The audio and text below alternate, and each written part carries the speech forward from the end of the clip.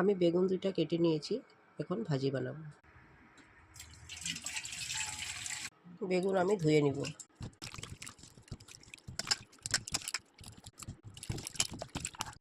বেগুন ধুয়ে নিয়েছি, এখন লবণ দিয়ে দেবো, মরিচ হলদি দিয়ে দেবো, অল্প চিনি দিয়ে দেবো, অল্প জল দিয়ে মেখে নেব।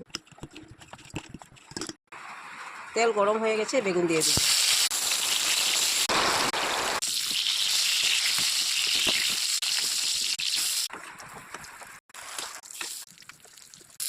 বেগুন ভাজি হয়ে গেছে, নামিয়ে নেব।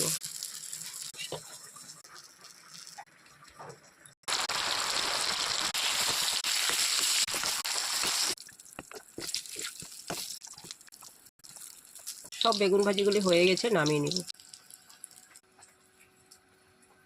বেগুন ভাজির রেসিপিটা আমার হয়ে গেছে। Thank you.